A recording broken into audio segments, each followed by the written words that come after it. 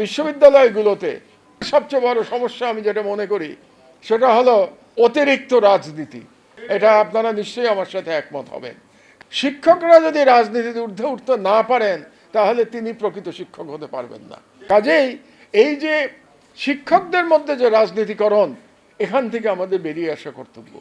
কারণ আমরা যখন একটু আগে আরেকজন একই কথা বলেছেন যে কোটা না মেধার স্লোগান দিয়ে আমাদের ছেলের মেয়েরা জীবন দিয়েছে, তো এখন কোটা না মেধার ক্ষেত্র এটা যদি বিশ্ববিদ্যালয় টিচারদের নিয়োগের ক্ষেত্রে, ভিসি সাহেবদের নিয়োগের ক্ষেত্রে এটা যদি আমরা ইমপ্লিমেন্ট না করতে পারি তাহলে তো বিপ্লবের যে প্রধান উদ্দেশ্য যেটা ছিল সেটাই তো ব্যর্থ হয়ে যাচ্ছে।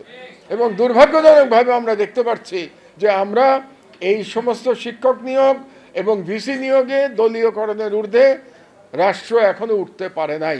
এইটা আমাদের জন্য একটা দুর্ভাগ্য। তো কাজেই এই কাজটা করা আবশ্যক। এবং আরেকটি কাজ, আমাদের শিক্ষার যে বইপত্রের লেখার কথা বললাম, এখানে ছাত্রদের প্রকৃত বাংলাদেশের নাগরিক হিসেবে গড়ে তোলার জন্যে আরেকটি কাজ আমাদের করতে হবে, তাদেরকে তাদের নিজস্ব আইডেন্টিটি সম্পর্কে শিক্ষা দিতে হবে। কারণ আমরা যদি আমাদের আইডেন্টিটি না জানি তাহলে পরে আমরা সত্যিকার অর্থে আমাদের স্বাধীনতা সার্বভৌমত্ব রক্ষা করতে পারবো না।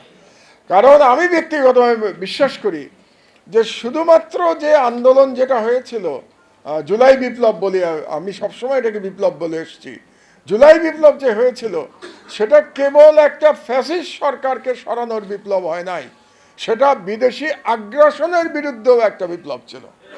এবং সেই বিদেশি আমাদের যে ছেলেমেয়েরা জীবন দিয়ে যে একটা ইউনিক বিপ্লব করেছে, এটার আরেকটা মানে বিশেষত্ব হচ্ছে এই বিপ্লবটা, যেটাকে আমরা বলে থাকি যে এই বিপ্লবটা আমাদের মাটি থেকেই হয়েছে, আমাদের ছেলেমেয়েরাই বিপ্লব করেছে এবং বিদেশি কোনো সহায়তা ছাড়াই বিপ্লব করেছে।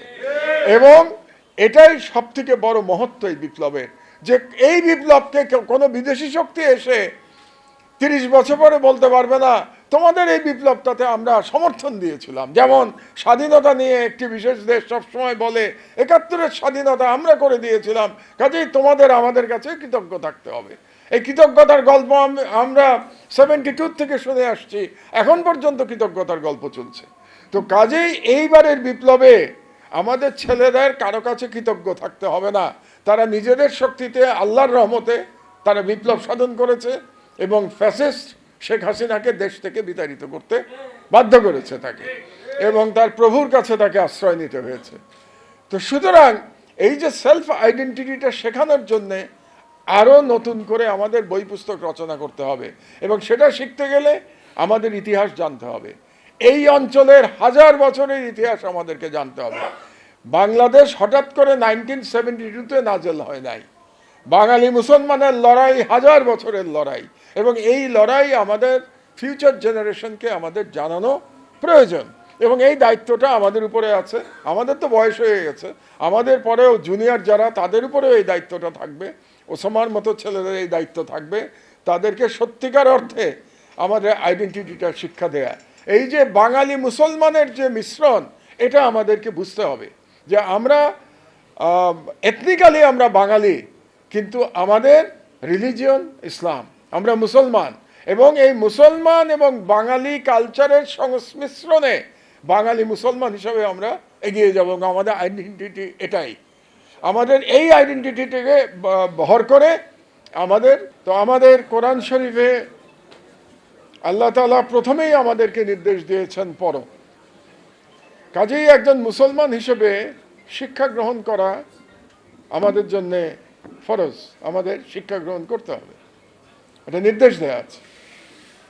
2 নম্বর কথা হলো যে আমাদেরকে মানুষ হিসেবে গড়ে তুলবার জন্যে আমাদের শিক্ষা গ্রহণ করতে হবে। কারণ আমাদের ছোটবেলায় আমরা একটা ভাব সম্প্রসারণ লিখতাম, আজকাল বোধহয় এগুলো লেখা হয় কিনা আমি জানি না। সেই ভাব সম্প্রসারণটা এরকম ছিল যে বৃক্ষ তরুলতা জন্মেই বৃক্ষ তরুলতা, মানুষ জন্মেই মানুষ না, অনেক কষ্ট করে তারপরে মানুষ। এই যে অনেক কষ্ট করে মানুষ হওয়ার যে প্রক্রিয়া, সেটাই শিক্ষাক্রম। এখন শিক্ষা নানা রকম হতে পারে, কিন্তু শিক্ষা গ্রহণ ছাড়া একজন প্রকৃত মানুষ হিসাবে গড়ে তোলা সম্ভব না নিজেকে।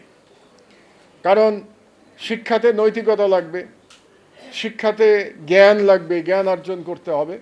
এগুলো করতে হলে আমাদেরকে অবিরত পড়াশোনা করে যেতে হবে। এবং আরেকটা কথা ইংরেজিতে আছে, জন্ম থেকে কবর পর্যন্ত মানুষ শিখে যায়। পুরো সময়টা শিক্ষা গ্রহণ করে যেতে হবে, যতক্ষণ আল্লাহ আমাদেরকে তৌফিক দিয়েছেন, আমাদের ব্রেন যতক্ষণ কাজ করবে। এটা গেল একটা দ্বিতীয় কারণ। আর তৃতীয় একটা কারণ হচ্ছে, আমরা যারা ইকোনমিক্সের ছাত্র তারা প্রায়ই বলি এই শব্দটা, হিউম্যান রিসোর্স। হিউম্যান রিসোর্স যদি আপনাকে করতে হয়, গড়ে তুলতে হয় নিজেকে হিউম্যান রিসোর্স হিসেবে, তাহলে শিক্ষা গ্রহণ করতে হবে। তাহলে এই মোটামুটি তিনটা কারণ, বেসিক কারণে আমাকে শিক্ষা গ্রহণ করতে হবে। তো হিউম্যান রিসোর্সটা নিয়ে আমি একটু কথা বলতে চাই। বাংলাদেশের জনসংখ্যা অনেক দিন ধরে আমরা 18 কোটি বলে আসছি। সেন্সাস হয় না অনেক দিন। আমার ধারণা সেন্সাস হলে পরে আমরা দেখব যে 18 কোটি থেকে সম্ভবত বেশি আমাদের জনসংখ্যা। তো বিপুল জনসংখ্যার দেশ, দেশের সাইজটা কিন্তু ছোট। আল্লাহ আমাদেরকে অত্যন্ত মেহেরবান, তিনি আমাদেরকে খুবই ফার্টাইল জমি দিয়েছেন, এই জন্যে আমাদের কৃষি ভালো। কিন্তু মনে রাখতে হবে, জমির তুলনায় মানুষের সংখ্যা অনেক বেশি। তাহলে আমাদের যদি ইকোনমিক্যালি টিকে থাকতে হয়, তাহলে মডার্ন টেকনোলজি কন্টিনিউয়াসলি আমাদের শিখে যেতে হবে, আমাদের শিক্ষা গ্রহণ করতে হবে। এবং এই ক্ষেত্রে আমার আগের বক্তারা কিছু কিছু রাষ্ট্রের বর্ণনা, এক্সাম্পল দিয়েছেন উদাহরণ হিসাবে। কেউ কেউ সিঙ্গাপুরের কথা বলেছেন, কেউ চীনের কথা বলেছেন। সাদিক কায়েম চীনের গল্প বলে গেল। আমি আরেকটা দেশের বর্ণনা দিই আপনাদেরকে, তাহলে যারা এখানে ইকোনমিক্সের ছাত্র আছেন তারা আরও ভালো বুঝতে পারবেন। দেশটার নাম ভিয়েতনাম। ভিয়েতনামের জনসংখ্যা 10.5 কোটি মতো। ভিয়েতনামের পার ক্যাপিটা ইনকাম এই মুহূর্তে $5,000, তার মানে আমাদের প্রায় দ্বিগুণ। এবং ভিয়েতনাম কিছুদিন, মানে 30-40 বছর আগে মাত্র তাদের যুদ্ধ শেষ হয়েছে। আপনাদের মনে আছে 1971 সাল পর্যন্ত আমেরিকা ভিয়েতনামে যুদ্ধ করেছে। তো সেই অর্থে ভিয়েতনাম প্রকৃত স্বাধীনতা পেয়েছে আমাদের ওপরে, কারণ আমরা 71 সালে স্বাধীন হয়েছি, ভিয়েতনামের স্বাধীনতা আরও পরে। সেই ভিয়েতনামের এখন পার ক্যাপিটা ইনকাম তো আমি বললাম $5,000, আমাদের প্রায় ডবল। এবং তাদের জিডিপি, এই বছরে তাদের জিডিপি গ্রোথ হবে 8% উপরে। আর আমাদের গত ফাইন্যান্সিয়াল ইয়ারে জিডিপি গ্রোথ হয়েছে 3.7%। আগামী বছর এডিবি বলছে হবে 4.5%। তার মানে ভিয়েতনামের অর্ধেক। কিছুদিন আগে পর্যন্ত গার্মেন্টস এক্সপোর্টে আমরা পৃথিবীতে 2 নম্বর ছিলাম। 1 নম্বর চায়না, 2 নম্বর বাংলাদেশ। এখন আমরা 3 নম্বর। ভিয়েতনাম 2 নম্বরে চলে গেছে, আমাদেরকে ক্রস করে চলে গেছে ভিয়েতনাম। আমি এত ভিয়েতনামের কথা আপনাদেরকে বলছি এই কারণে যে আমার যদি টিকে থাকতে হয়, আমার যদি জাতি হিসেবে স্বাধীন থাকতে হয়, পরনির্ভর না হতে হয়, স্বনির্ভর হতে হয়, তাহলে এদের সাথে প্রতিযোগিতা করে আমাকে এগিয়ে যেতে হবে। আর প্রতিযোগিতা করে এগিয়ে যেতে হলে অবশ্যই আমাদেরকে শিক্ষা গ্রহণ করতে হবে। এবং সেই শিক্ষার, অনেকেই বলেছেন আমাদের মাদ্রাসা শিক্ষার কথা, উসামা সাহেব বললেন। মাদ্রাসা শিক্ষা আছে আমাদের, আমাদের ইংরেজি শিক্ষা আছে আমাদের, অন্যান্য শিক্ষা আছে। আর একটা ডিভিশন আছে আমাদের, এটা অনেকেই বলেন নাই, একটা প্রাইভেট শিক্ষা এখন আছে আর একটা সরকারি শিক্ষা আছে। আমরা যখন ছাত্র ছিলাম তখন প্রাইভেট শিক্ষা ছিল না, এখন কিন্তু প্রাইভেট শিক্ষা একটা এসছে। সুতরাং অনেকগুলো ভাগ আছে শিক্ষার। তো জুলাই বিপ্লবে আমাদের একটা কথা কি ছিল, বৈষম্যহীন রাষ্ট্র তৈরি, তাই না? এই জন্য ছেলেরা জীবন দিয়েছে। তো বৈষম্যহীন রাষ্ট্র তৈরি করতে গেলে এই যে আমরা বিভিন্ন শিক্ষা ব্যবস্থার কথা বললাম, এগুলোকে সব জায়গায় কোনো বৈষম্য রাখা যাবে না। সবাইকে একভাবে রাষ্ট্রের দায়িত্ব গ্রহণ করবার জন্য গড়ে তুলতে হবে। যেমন মাদ্রাসার ছেলেটাও রাষ্ট্রের দায়িত্ব গ্রহণ করবে, তেমনি প্রাইভেট ইউনিভার্সিটির ছাত্রও গ্রহণ করবে, আর সরকারি বিশ্ববিদ্যালয় যেগুলো আছে তারাও গ্রহণ করবে। প্রত্যেকের জন্যে আমাদের অপরচুনিটি ক্রিয়েট করতে হবে, এটাই হচ্ছে আমাদের প্রথম কাজ। এখন শিক্ষা তো দেব, শিক্ষার জন্য 3টে উপকরণ প্রধানত লাগে। একটা উপকরণ কি লাগবে? শিক্ষার র ম্যাটেরিয়াল। শিক্ষার মেইন র ম্যাটেরিয়াল হচ্ছে ছাত্র, সেটা হচ্ছে মেইন র ম্যাটেরিয়াল। আমাদের বুদ্ধি আল্লাহর রহমতে আল্লাহ খারাপ দান নাই, বাঙালির বুদ্ধি যথেষ্ট সুনাম আছে বাইরে, কাজেই র ম্যাটেরিয়াল আমাদের খারাপ না। 2 নম্বর লাগবে উপকরণ, মানে তাকে যে শিক্ষা দেব সেই উপকরণটা কি? বইপত্র। এই উপকরণগুলো লাগবে। আমি যেটা মনে করি, আমার ব্যক্তিগত মতামত, আপনারা একমত নাও হতে পারেন, এই বইপত্রের দিকে আমাদের একটা বিরাট দুর্বলতা আছে। আমাদের নিজস্ব বইপত্রের সংখ্যা অত্যন্ত কম, আমাদের এখানে বইপত্র কম লেখা হচ্ছে।